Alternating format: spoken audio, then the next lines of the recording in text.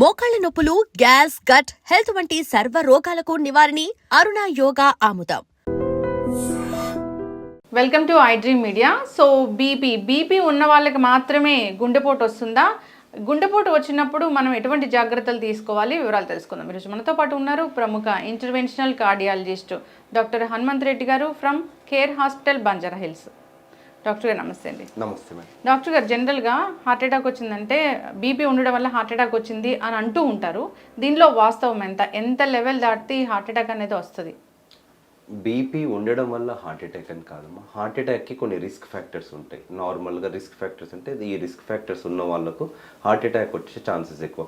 Major prone మన ఇండియాలో ఉండే కాజెస్ డయాబెటిక్, హైపర్ టెన్షన్, నార్మల్గా obesity, physical inactivity, smoking, excessive alcohol, drug uses. దీంట్లో బీపీ ఉందని హార్ట్ అటాక్ అని బీపీ నార్మల్గా రెగ్యులర్ కంట్రోల్ పెట్టుకోవడం వల్ల హార్ట్ ఫంక్షన్ ఒక మంచిగా ఉంటుంది. లాంగ్ రన్లో నార్మల్గా బీపీ ఉన్న పేషెంట్స్కి కంట్రోల్ లేనప్పుడు హార్ట్ నార్మల్గా ఎక్కువ ప్రెజర్స్తో వర్క్ చేయాలి, అంత బీపీతో కంట్రోల్ చేయాలి. అలా ఉన్నప్పుడు హార్ట్ యొక్క డయాస్టోలిక్ డిస్ఫంక్షన్ ఉంటుంది, అంటే హార్ట్ కాంట్రాక్షన్ అవుతుంది, రిలాక్సేషన్ సరిగ్గా ఉండదు. అలా ఎక్కువ రోజులు అన్కంట్రోల్ బీపీ మీద వర్క్ చేయడం వల్ల హార్ట్ అనేది కొంచెం ఉబ్బుతుంది, కాన్సెంట్రిక్ ఎల్వి హైపర్ట్రోఫీ అంటాం. ఇలా అవ్వడం వల్ల risk factor for other heart diseases. Okay, అంటే డాక్టర్ గారు, హై బ్లడ్ ప్రెషర్ అంటే ఎంత ఉంటే మనం అది హై బ్లడ్ ప్రెషర్ అంటాము, అది గుండె మీద ప్రభావం చూపిస్తుంది? నార్మల్గా ఒక పేషెంట్కి బీపీ ఉన్నప్పుడు మనం మెడికేషన్ స్టార్ట్ చేసే టార్గెట్ బ్లడ్ ప్రెషర్ 140/90. మీది సిస్టోలిక్ బ్లడ్ ప్రెషర్ 140, కిందిది డయాస్టోలిక్. ఇంట్లో మనం చాలా మంది ఇప్పుడు రెగ్యులర్ గా చెక్ చేసుకుంటున్నాం, మనం కూడా చెక్ మానిటర్ చేస్తాం. కోవిడ్ అప్పుడు systolic blood pressure, diastolic blood pressure, pulse. ఈ సిస్టోలిక్ అనేది మీది, డయాస్టోలిక్ అనేది ఇది 140/90. ఎవరికన్నా 140/90గా ఉంది, ఎక్కువగా ఉన్నప్పుడు మనం మెడిసిన్ స్టార్ట్ చేయాలి. బీపీ కంట్రోల్గా లేనప్పుడు మరీ ఎక్కువగా 200/120 అలా కూడా వస్తుంది. అట్లాంటి వాళ్ళకు రిస్క్ ఫ్యాక్టర్స్ ఏంటంటే, అంత బ్లడ్ ప్రెషర్ నుంచి వర్క్ చేసినప్పుడు నెత్తిలో బ్లీడ్ అవ్వడం, ఇంట్రాక్రేనియల్ హెమరేజ్ అంటాం. అలా బ్లీడ్ అయినప్పుడు బీపీ ఎక్కువ, కాలు చేతులు పడిపోవడం, సడన్గా కోమా వెళ్ళడం, అది ఒక ఇష్యూ. చాలా మందికి ఇంకొక పార్ట్ నెక్స్ట్ హెడ్ నుంచి కిందికి వస్తే బీపీ కంట్రోల్గా లేనప్పుడు ఐలో మనకు రెటీనా అనే పొర ఉంటుంది, హైపర్ టెన్సివ్ రెటినోపతి అంటాం. చాలా అంత ప్రెజర్తో రెటీనా ఒక బ్లడ్ వెల్ డ్యామేజ్ అవ్వడం. నెక్స్ట్ కిందికి వస్తే అయోటాలో బీపీ ఎక్కువగా కంట్రోల్ లేనప్పుడు ఇది హార్ట్ లో ఉండే మేజర్ ట్యూబ్, హార్ట్ నుంచి వచ్చే major tube iota. BP control లేనప్పుడు దీని మీద అంత ప్రెజర్ అలా పోవడం వల్ల అయోటిక్ డిసెక్షన్స్ వస్తాయి. హార్ట్ లోపలికి వస్తే ఎల్వి హైపర్ట్రోఫీ అంటాం. బీపీ కంట్రోల్ లేనప్పుడు కిడ్నీలో ఒక ప్రెజర్స్ అలా మంచిగా లేనప్పుడు కిడ్నీ వల్ల ఎఫెక్ట్ అవుతుంది. సో మన బీపీ వల్ల మల్టిపుల్ ఎఫెక్ట్స్ ఉంటుంది. సో అందుకే రెగ్యులర్ గా మానిటర్ చేసుకోవాలి, కంట్రోల్ చేసుకోవాలి. ఏ పేషెంట్స్ కన్నా బీపీ డయాగ్నోజ్ అయినప్పుడు ఫస్ట్ వాళ్ళు రెగ్యులర్ గా బీపీ వాళ్ళ జనరల్ ఫిజిషియన్ ని, లోకల్ డాక్టర్ ని కన్సల్ట్ అయ్యి చేసుకోవడం మంచిది. అంటే ఒక్కసారి చెక్ చేసుకున్నారు, అప్పుడు 140/90 వచ్చింది లేదా 150 అలా ఉంది అన్నప్పుడు బీపీ మందులు వాడాల్సిందేనా? నార్మల్ గా ఒకటేసారి చెక్ చేసుకుని ఒకటేసారి రీడింగ్ కి మందులు పెట్టాము. నార్మల్ గా పేషెంట్ సిమ్టమ్స్ ఏంది, వాళ్ళకి ఏమన్నా సిమ్టమ్స్ ఉన్నాయా, హెడ్ ఏక్ ఉందా, అదర్ అసోసియేటెడ్ బీపీ వల్ల వచ్చే సైడ్ ఎఫెక్ట్స్ ఏమున్నాయి, వాళ్ళకి ఐ చేసినప్పుడు రెటినోపతి ఉందా, ఇంతకుముందు బ్లీడింగ్ వల్ల నార్మల్ గా బీపీ ఎక్కువగా ఉండి బ్లీడింగ్ జరిగి ఏమైనా ఇంట్రాక్రినల్ హెమరేజ్ వచ్చిందా, కిడ్నీలో ప్రోటీన్ యూరియా అంటాం, హార్ట్ లో మేము చెక్ చేసినప్పుడు హైపర్ట్రోఫీ, ఈసీజీలో చేంజెస్ ఏమైనా ఉన్నాయి, ఇవన్నీ ఉన్నాయి. తర్వాత మన విజిట్ అయ్యారు ఆఫీస్ కి, అప్పుడు వచ్చిన బీపీ మదర్ చేస్తే 140/90 ఉంది. ఈవెన్ ఆ 140/90 ఉన్నా నార్మల్ గా ఇవన్నీ ఏం సిమ్టమ్స్ లేకపోతే వాళ్ళని ఇంట్లో మానిటర్ చేసుకోమంటాం రెగ్యులర్ గా 7 days to ఒక 14 days రెగ్యులర్గా. ఆ మానిటర్ చేసేటప్పుడు కూడా వాళ్ళు రిలాక్స్గా కూర్చొని స్టేబుల్ పొజిషన్ తీసుకొని అప్పుడు మానిటర్ చేసుకోవాలి. మానిటర్ చేసుకునే ముందు స్మోకింగ్, కెఫిన్ అట్లాంటి ప్రొడక్ట్స్ అవాయిడ్ చేసి 1-2 hours తర్వాతనే చెక్ చేసుకొని రెగ్యులర్గా రీడింగ్ రాసి అప్పుడు డాక్టర్ వాళ్ళ దగ్గరికి వెళ్తే బీపీ 140/90 చాలా విజిట్స్లో ఎక్కువగా ఉందంటే అప్పుడు మందులు స్టార్ట్ చేయాలి. ఒకటే రీడింగ్ మనం టెన్షన్ పడి బీపీ చెక్ చేసుకోగానే 150/90 వచ్చింది మందులు స్టార్ట్ చేయాలంటే అలా స్టార్ట్ చేయదు. మనం నార్మల్గా యాక్టివ్గా ఉన్నప్పుడు, ఎగ్జర్ట్ చేసినప్పుడు, కోపపడినప్పుడు ఆటోమేటికల్గా బీపీ పెడుతుంది. సిస్టోలిక్ బ్లడ్ ప్రెషర్ ఏదైతే ఉందో 140-150గా ఎక్సర్సైజ్ చేసినప్పుడు దాని రీడింగ్ తో మనం స్టార్ట్ చేయొచ్చు. ఓవరాల్ పేషెంట్ తన symptoms, other associated multiple readings పక్కా. సార్ కొంతమందికి హాస్పిటల్ రాగానే కొంచెం టెన్షన్ పడతారు, దాన్ని వైట్ కోట్ హైపర్ టెన్షన్ అంటాం. హాస్పిటల్ రాగానే అప్పుడు కూడా నిజంగా వాళ్ళ ఇంట్లో చెక్ చేసుకుంటే మంచిగా ఉంటుంది. దీన్ని టెస్ట్ చేయడానికి కొంతమందిలో అంబులేటరీ బ్లడ్ ప్రెషర్ మానిటరింగ్ చేస్తాం. అంటే 24 hours వాళ్ళకు ఒక మిషన్ పెట్టి ఇంటికి పంపిస్తాం. వాళ్ళ ఇంట్లో వాళ్ళ పనులన్నీ రెగ్యులర్ గా చేసుకుంటుంటూ అప్పుడు నార్మల్ గా బీపీ చెక్ రీడింగ్ చూసి అప్పుడు కూడా దాంట్లో ఎక్కువ ఉంటే అప్పుడు స్టార్ట్ చేయడం మంచిది. ఓకే, 140 కన్నా ఎక్కువ ఉన్నప్పుడు 140/90 కన్నా రెగ్యులర్గా ఉన్నప్పుడు. దాంట్లో నాక్టర్నల్లో పడుకున్నప్పుడు నార్మల్గా పేషెంట్స్కి బీపీ డ్రాప్ అవుతుంది. మనం మంచిగా రిలాక్సేషన్లో ఉంటాం. అప్పుడు నాక్టర్నల్లో 130/80 రీడింగ్స్ని తీసుకుంటాం. ఓవరాల్ 24 అవర్స్ రీడింగ్ తీసుకుంటాం. నార్మల్ 140/90 డిఫరెంట్ రీడింగ్ తీసుకుని అప్పుడు స్టార్ట్ చేయాలి. ఓకే డాక్టర్ గారు, ఒకసారి స్టార్ట్ చేశారు బీపీ మెడిసిన్ అనేది, ఇంకా అది లైఫ్ లాంగ్ వాడాల్సిందేనా? నార్మల్గా ఒకసారి బీపీ ఫస్ట్ టైంలో డయాగ్నోస్ చేసి అన్ని కారణాలు రూల్ అవుట్ చేసేసి బీపీకి కొన్ని ప్రైమరీ కాజెస్ అంటాం, సెకండరీ కాజెస్. ప్రైమరీ కాజెస్ అనేది, సెకండరీ కాజెస్ అంటే దేని వల్ల ఏదైనా వాళ్ళకి ఏమైనా హార్ట్ కోయాక్టేషన్ ఆఫ్ అయోటా, హార్ట్ వల్ల ఉన్న ప్రాబ్లం వల్ల వచ్చిందా, కిడ్నీ ఎఫెక్ట్ వల్ల సికేడి పేషెంట్స్ వాళ్ళకు కూడా బీపీ వస్తుంది. నార్మల్ కొన్ని థైరాయిడ్ ఇష్యూస్. సో బీపీ వచ్చిన ప్రతి పేషెంట్ కి ఒక సిబిపి, ఒక క్రియాటిన్, కిడ్నీ ఫంక్షన్ టెస్ట్, వీలైతే ఈసీజీ, నార్మల్ గా పరిగణంలో అక్కడ మంచిగా ఉంది అన్న హార్ట్ ప్రాబ్లమ్, ఈసీజీలో ఏమైనా ఎల్విహెచ్, లెఫ్ట్ వెంట్రికులర్ హైపర్ట్రోఫీ అంటాం, హార్ట్ యొక్క లెఫ్ట్ పార్ట్ యొక్క నార్మల్ గా ఉబ్బినప్పుడు ఎక్కువ కూడా వీలవుతాయి. USG abdomen 2C kidney size. ఈ రోజు ఇంకోటి CUE, urine test, urine albuminuria, protein, ఇవన్నీ నార్మల్ గా ఉన్నాయి. తర్వాత కొన్ని రోజుల తర్వాత దీన్ని పీరియాడికల్ గా మానిటర్ చేసుకుంటాం 2 to 3 years. బీపీ ఏమైనా కంట్రోల్ లేనందువల్ల ఏమైనా పెరిగాయా, పెరిగితే బీపీని అడిక్వేట్ కంట్రోల్ చేసుకోవాలి. ఒక్కసారి బీపీ వచ్చిందంటే వాళ్ళు రెగ్యులర్ గా మందులు వాడుతూ ఉండాలి. ఎట్ ద సేమ్ టైం వాళ్ళు చేయాల్సింది ఏంటంటే నార్మల్ గా రెగ్యులర్ గా యాక్టివిటీస్ చేయాలి. నార్మల్ రెగ్యులర్ వాకింగ్ వెళ్ళడం, life style modification, smoking, risk factors ఉంటే అట్లాంటివన్నీ కంట్రోల్ చేస్తే బీపీని మనం రెగ్యులర్ గా కంట్రోల్ చేయొచ్చు. డోస్ కూడా పెంచకుండా అదే దాంట్లో స్టేబుల్ పెట్టొచ్చు. ఓకే, ఎస్ డాక్టర్ గారు. సో హార్ట్ అటాక్ అనేది వచ్చింది అని చెప్తూ ఉంటారు. ఏది బాగా నొప్పి వస్తే డాక్టర్ దగ్గరికి వెళ్ళినప్పుడు హార్ట్ అటాక్ అంటారు. అప్పుడు వాళ్ళకి ఖచ్చితంగా బీపీ ఉంటుందా? సో బీపీ ఉంది, వాళ్ళకి హార్ట్ అటాక్ వచ్చింది అన్నప్పుడు దాన్ని ఎలా కంట్రోల్ చేసి ట్రీట్మెంట్ అనేది ఇస్తారు? నార్మల్గా హార్ట్ అటాక్ వచ్చిందంటే నార్మల్గా పేషెంట్ సడన్గా ఛాతీ నొప్పి రావడం, ఆయాసం రావడం, నియర్ బై హాస్పిటల్కి వెళ్ళినప్పుడు వాళ్ళు ఈసీజీ తీసి మేజర్ హార్ట్ అటాక్ ఉందని. ప్రతి పేషెంట్కి బీపీ ఉన్న వాళ్ళకే హార్ట్ అటాక్ వస్తుందని లేదు. బీపీ లేని వాళ్ళకు కూడా కొంతమంది డయాబెటిక్ ఉండొచ్చు, వేరే నార్మల్ రిస్క్ ఫ్యాక్టర్స్ లేకుండా స్మోకింగ్ ఉండొచ్చు, ఏదైనా రికరెంట్ అయిన డ్రగ్ యూజ్ వాళ్ళకు కూడా బీపీ లేకుండా హార్ట్ అటాక్ వస్తుంది. బీపీ ఉన్న వాళ్ళకి హార్ట్ అటాక్ కూడా రావచ్చు. సో ఎవరికి హార్ట్ అటాక్ వచ్చినా మనం ప్రైమరీ క్యాత్ ల్యాబ్ లో ఏదైతే దానికి ఉంటుందో, ఎక్కడ బ్లాకేజ్ ఉందో దాన్ని బట్టి బ్లాకేజ్ బట్టి స్టెంటింగ్ వేయడమా, మరీ ఎక్కువ బ్లాకేజెస్ ఉంటే బైపాస్ పంపించడమా, సో మంచిగానే ఉంది దాన్ని ఓన్లీ మనం మెడికల్ ట్రీట్మెంట్ తో చేయడం అనేది పేషెంట్, ఈచ్ పేషెంట్ బట్టి మనం డిసిజన్ తీసుకోవాలి. అయితే డాక్టర్ గారు కొన్ని వింటూ ఉంటాం మనం, అంటే బీపీ బాగా ఉంది మనం ట్రీట్మెంట్ చేయలేకపోతున్నాం అని, అది ఈ హార్ట్ కండిషన్ కూడా వర్తిస్తుందా? మీరు అన్నది కరెక్ట్ ఏమో. కొంతమందిలో బీపీ మనం మల్టిపుల్ డ్రగ్స్ పెట్టినా కంట్రోల్ కాదు. బీపీ మనం ఏం పెడతాం, నార్మల్గా యాంజియోటెన్సిన్ కన్వర్టింగ్, రామిప్రిల్, టెల్మాసాటర్ మన ఇంట్లో వాడుతుంటారు. ఇంకోటి కాల్షియం ఛానల్ బ్లాకర్స్, ఆమ్లోడెపిన్ అని రెగ్యులర్గా పెడుతున్నాం. ఇంకోటి నార్మల్ హైడ్రోక్లోరోథైజైడ్ డయూరిటిక్స్ అని పెడుతుంటాం. ఇంకో బీటా బ్లాకర్స్ అని పెడుతున్నాం. ఇవన్నీ కంట్రోల్ కాకపోతే నెక్స్ట్ క్లాస్ ఆఫ్ డ్రగ్స్ వస్తాయి, ఆల్ఫా బ్లాకర్స్ అట్లాంటివన్నీ, సెంట్రల్ సింపాథెటోలైటిక్స్ అవన్నీ. ఇవన్నీ వచ్చిన తర్వాత కొంతమందిలో కంట్రోల్ కానప్పుడు ఫర్దర్ ఇంటర్వెన్షన్స్ దాంట్లో ఇస్తాం. కొంచెం మేబీ 100 పేషెంట్స్లో these are less than 5 to 10% patients. Most of the time మనం బీపీ డ్రగ్స్తో కంట్రోల్ చేయొచ్చు. సెకండరీ కాజెస్ రూల్ అవుట్ చేయాలి వీళ్ళ దాంట్లో. చాలా మందికి ఇప్పుడు వచ్చే వాళ్ళ దాంట్లో మన యంగర్ జనరేషన్స్ లో ప్రాబ్లం ఏంటంటే ఒబేసిటీ వల్ల physical inactive, at the same time snoring. Night టైంలో కొంతమందికి వెయిట్ పెరిగేసి గురకలు వస్తుంటాయి. ఈ గురకల వల్ల కూడా నైట్ టైం వాళ్ళు తెలియకుండా యాప్నియాకి వెళ్ళినప్పుడు బీపీ సడన్ గా పెరుగుతుంది. సో అట్లాంటి వాళ్ళలో కూడా బీపీ కంట్రోల్ కావాలంటే ఇవన్నీ కాజెస్ రూల్ అవుట్ చేయాలి. చాలా మందికి గురక ఉంటే గురక వల్ల గుండెపోటు వస్తుంది అంటారు, చాలా డేంజర్ అని కూడా చెప్తూ ఉంటారు కదా డాక్టర్ గారు. నార్మల్గా గురక వల్ల గుండెపోటు అని కాదు, నార్మల్గా గురక అంటే స్నోరింగ్. ఇది ఏ లెవెల్లో ఉంది నార్మల్గా కొంతమందికి స్నోరింగ్ పడుకోగానే వస్తూ ఉంటుంది.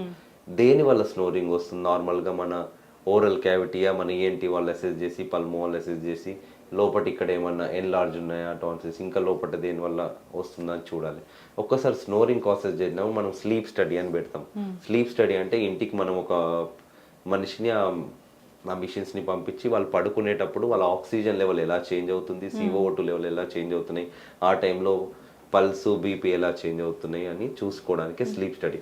దీంట్లో మనకు యాప్నియా వీళ్ళకి ఎంత ఉందనేది తెలియడం వల్ల నార్మల్గా తీవ్రంగా ఉన్నప్పుడు వీళ్ళకి మనము పంప్ పెట్టి పడుకోవడానికి సిపాప్ మిషన్ అంటే పంప్ పెట్టి పడుకుంటాం. ఈ స్నోరింగ్ అనేది కంట్రోల్ లేకపోవడం వల్ల వాళ్ళ యాప్నిక్ స్పెల్ సడన్ గా ఎప్పుడైతే వాళ్ళు సివియర్ స్నోరింగ్ వల్ల మన బ్రెయిన్ కి ఆక్సిజన్ అందడం సడన్ గా ఇలా టెన్షన్ పడి నైట్ లో మనకు తెలియకుండా ఇలా అవుతుంది. అలా అయినప్పుడు మన బాడీలో ఉన్న సింపాథెటిక్ సిస్టమ్ సర్జ్ అయ్యి మన బీపీ పెరిగి వీళ్ళకి అలా జరిగినప్పుడు హార్ట్ ఇష్యూస్ కూడా రావచ్చు.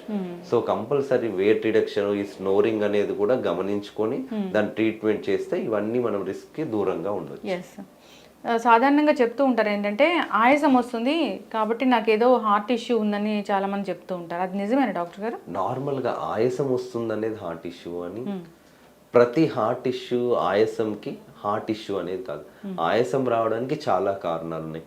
ఒక యంగ్ ఫీమేల్లో నార్మల్గా ఆయాసం వస్తుందంటే మెన్స్ట్రల్ బ్లీడింగ్ ఎక్కువగా జరిగి హిమోగ్లోబిన్ తక్కువగా ఉండడం వల్ల ఆయాసం రావచ్చు.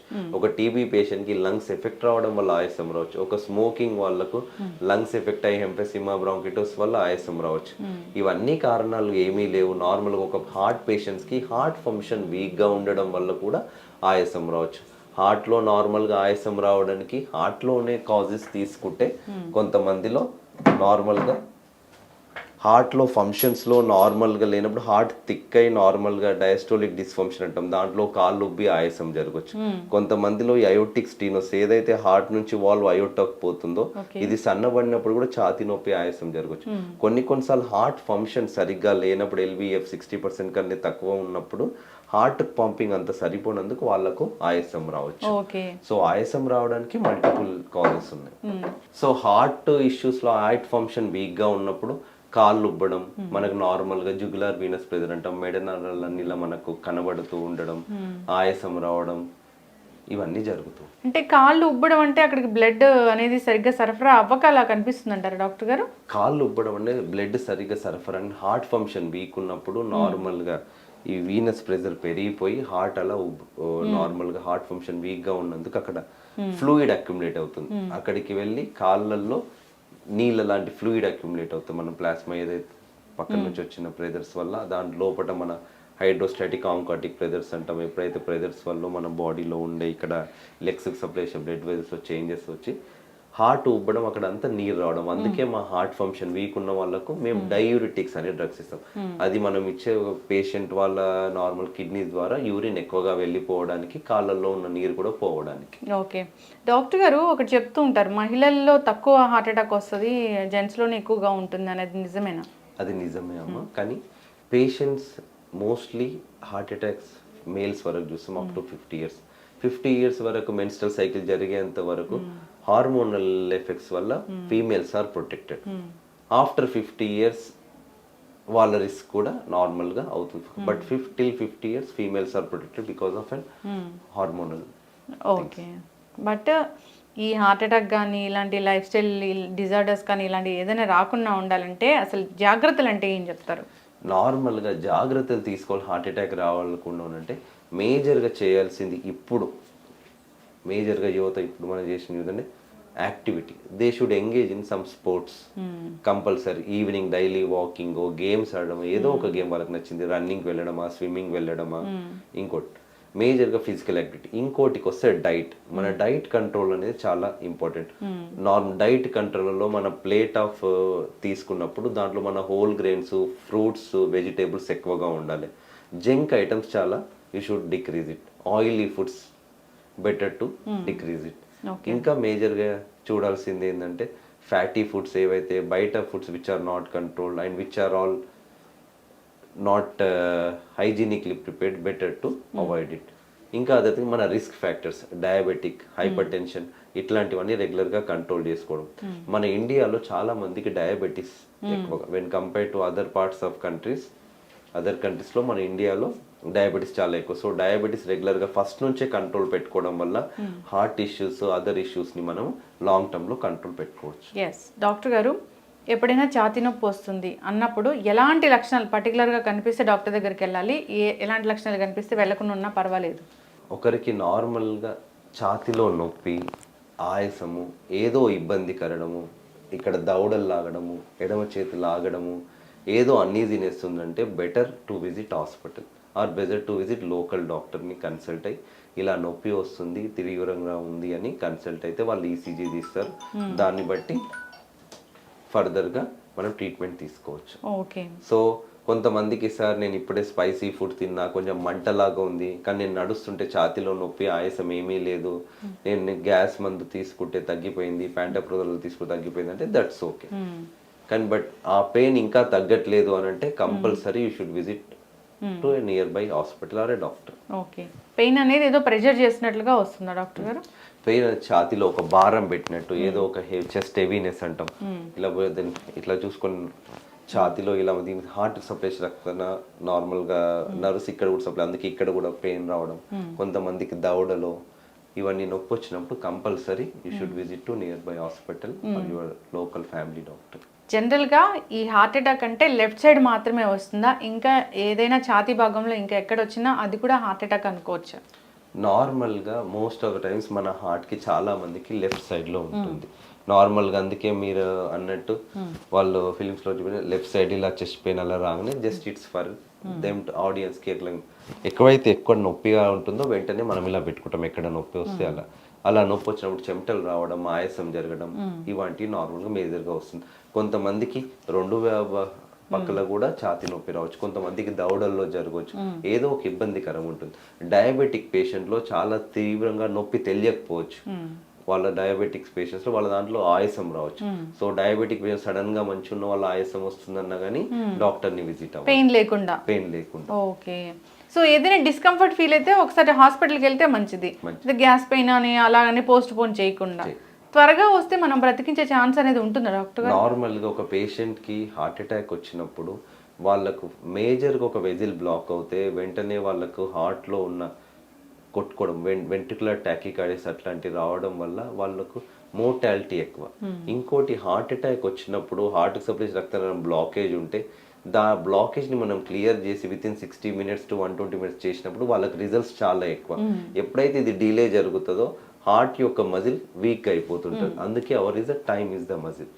సో ఎంత మనం తొందరగా వెళ్తే అంత మంచి రికవరీ, ఎంత లేట్ గా వెళ్తే హార్ట్ ఫంక్షన్ వీక్ అవుతే అంత late recovery. So always better to go early, as early as possible. Yes doctor గారు, సో హార్ట్ అటాక్ వస్తుందేమోనని భయపడే వాళ్ళు కొన్ని టాబ్లెట్స్ అనేవి ఖచ్చితంగా ఉంచుకుంటే డాక్టర్ దగ్గరికి వెళ్ళేలోపు వాటిని నోట్లో తీసుకోవడం వల్ల వెంటనే రికవర్ అనేది అవుతుంది, హార్ట్లో బ్లాక్ అనేది తగ్గిపోతుంది అంటారు, అది నిజమేనా? అది అలా హార్ట్ అటాక్ వస్తుందేమో అని భయపడి అలా టాబ్లెట్స్ పెట్టుకోవడం ఇట్స్ నాట్ రికమెండెడ్ అమ్మా. ఒకసారి హార్ట్ అటాక్ వచ్చిన పేషెంట్స్కి మేమేమైనా నొప్పిగా ఉంది అంటే వాళ్ళకి నొప్పి వస్తే సార్బిట్రేట్ అంటాం, సబ్లింగ్వెల్ నాలుక కింద పెట్టుకుని హార్ట్ అటాక్ వచ్చిన పేషెంట్ ఆ నొప్పి రిలీవ్ చేయడానికి వస్తాదేమో అని చెప్పి ఇలా టాబ్లెట్స్ పెట్టుకోవడం ఇది not at all recommended. First what is your coronary status, వాళ్ళకి నిజంగా నొప్పి వస్తుందంటే వాళ్ళకి హార్ట్ ఈసీజీ ఎక్కువ అని టెస్ట్ చేయించుకొని మంచిగా ఉందంటే ఇలాంటి వాడాల్సిన అవసరం ఏం లేదు. హార్ట్ అటాక్ వచ్చింది పేషెంట్కి, సో తీసుకొస్తున్నారు, ఏదైనా మెడికల్ షాప్లో పర్టికులర్గా ఈ టాబ్లెట్ తీసుకుని వాళ్ళకి వేస్తే సో పేషెంట్ బతుకుతాడు అనేది ఏమైనా ఉంటుందా? నార్మల్గా హార్ట్ అటాక్ వచ్చినప్పుడు మనం నిజంగా మీరు హాస్పిటల్కి వెళ్ళి అక్కడ ఈసీజీ తీయంగానే నార్మల్ హార్ట్ అటాక్ ఉందంటే వెంటనే హాస్పిటల్లో ఎమర్జెన్సీలోనే వాళ్ళకు మేము రాగానే యాంటీ ప్లేట్లెట్స్ అంటాం, ఎకోస్పోరిన్, క్లోబిడోగ్రిల్, కొత్తగా టికాగ్రిలర్, ఇంకోటి కొలెస్ట్రాల్ లోయరింగ్ మెడికేషన్స్, స్టాటిన్స్ అంటాం, ఇవి వెంటనే మేము ఇచ్చేసేస్తాం. ఎవరి పేషెంట్ హార్ట్ అటాక్ వచ్చినా ఎమర్జెన్సీగా 2 degrees. ఓకే. సో ఇవి కూడా నార్మల్ గా పేషెంట్ అసెస్ చేసి ఇవ్వాలి. సో అలా అని చెప్పి ఫార్మసీకి వెళ్ళి మేము ఓవర్ ద కౌంటర్ నాకు ఈ ఛాతి నొప్పి అని తీసుకోవడం మంచిది కదా, ఎందుకంటే వాళ్ళకి ఇంతకు ముందు ఏమైనా బ్లీడింగ్ హిస్టరీ ఉంది, ఇంతకుముందు వాళ్ళకి ఎండోస్కోపీ ఆల్రెడీ ఇక్కడ పొట్టలో రక్తం అలా వస్తుంది, అట్లాంటి వాళ్ళు తీసుకుంటే బ్లీడింగ్ ఎక్కువగా జరుగుతుంది. సో ఈచ్ పేషెంట్ కి మెడిసిన్ ప్రిస్క్రైబ్ చేసే ముందు వాళ్ళకి సైడ్ ఎఫెక్ట్స్ బెనిఫిట్స్ ఏమి చూసుకొని తీసుకోవడం మంచిది. రక్తం పలచబడడానికి కూడా ఈ మధ్య కాలంలో చాలా మంది డాక్టర్ ప్రిస్క్రైబ్ చేయకుండానే టాబ్లెట్స్ తీసుకుంటూ ఉన్నారు, దాని గురించి ఏం చెప్తారు? నార్మల్ గా డాక్టర్ ప్రిస్క్రైబ్ చేయకుండా ఈ రక్త పల్స మెడికేషన్ తీసుకోవడం మంచిది కాదు.